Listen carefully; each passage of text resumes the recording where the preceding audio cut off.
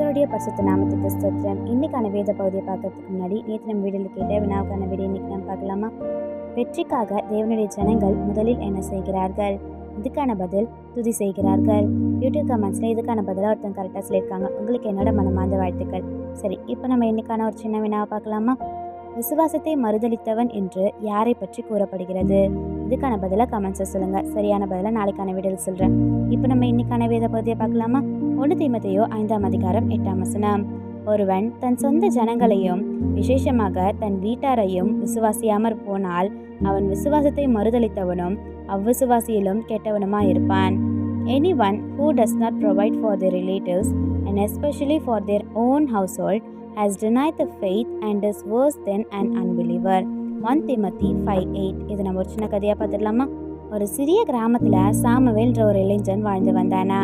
அவனுக்கு பெரிய மனுஷனாக மாறணும், நிறைய பணம் சம்பாதிக்கணும்னு சொல்லிட்டு கனவுடன் ஒரு நகரத்துக்கு போனானா. கடினமாக உழைத்தானா, நல்ல வேலை பெற்றானா. சில மாதங்களில் நல்ல சம்பளமும் வசதியான வாழ்க்கையும் கிடைச்சதா. ஆனால் கிராமத்தில் இருந்த அவனோட தந்தை வயதாகியும் பலவீனமாகி விட்டாரா. வேலை செய்யவும் முடியல. அவனோட தம்பி பள்ளிக்கு செல்லாமல் வீட்லேயே இருந்தானா. ஏன்னா பள்ளி கட்டணம் செலுத்த பணம் இல்லைன்னு சொல்லிட்டு. இது எல்லாமே சாமுவேல் அறிஞ்சிருந்தோம். நான் கஷ்டப்பட்டு சம்பாதிக்கிறேன், நான் ஏன் கொடுக்கணும்னு சொல்லிட்டு நினைத்தானா. ஒரு நாள் பக்கத்தில் இருந்த சபைக்கு சென்றானா.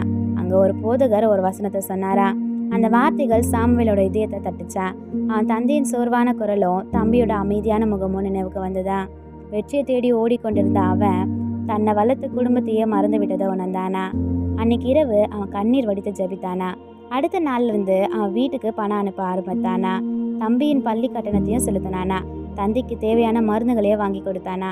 சில மாதங்கள் கழித்து அவன் கிராமத்துக்கு திரும்பினப்போ அவருடைய தந்தை கண்களில் கண்ணீருடன் ஒரு சிரிப்பு இருந்ததா. அவர் மெதுவாக சொன்னாரா, நீ அனுப்பின பணம் எங்களை வாழ வச்சது மட்டும் இல்லாமல் நாங்கள் மறக்கப்படுவதும் இல்லைன்னு சொல்லிட்டு எங்களுக்கு உணர்த்துச்சுன்னு சொல்லிட்டு சொன்னாரா. அந்த நாள்ல இருந்து சாமுவேல் ஒரு உண்மையை புரிந்து கொண்டானா. கடவுளை நேசிப்பது என்பது ஜெபத்தில் மட்டும் இல்லை, கடவுள் நமக்கு கொடுத்த குடும்பத்தை அன்போடு கவனிப்பது தான் அப்படின்னு சொல்லிட்டு புரிந்து கொண்டானா. ஆமேன்.